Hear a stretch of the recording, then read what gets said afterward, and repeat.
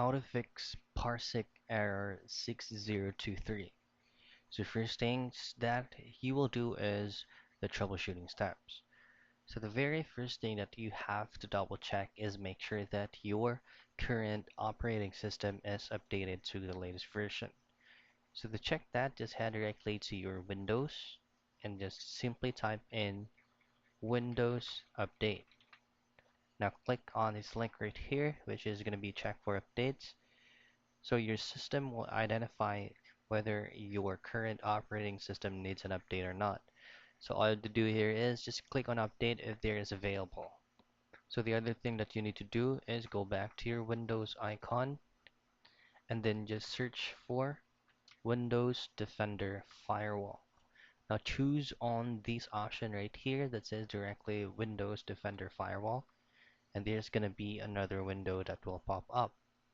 And here, go directly to allow an app or feature through Windows Defender Firewall.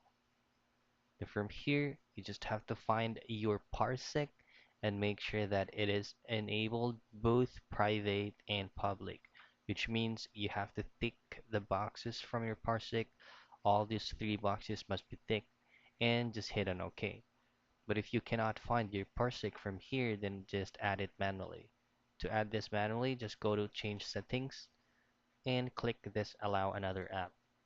From here, go to browse and you'll have to find the location of your Parsec folder. And that's it. That's how you do troubleshooting tests for you to be able to fix Parsec error 6023.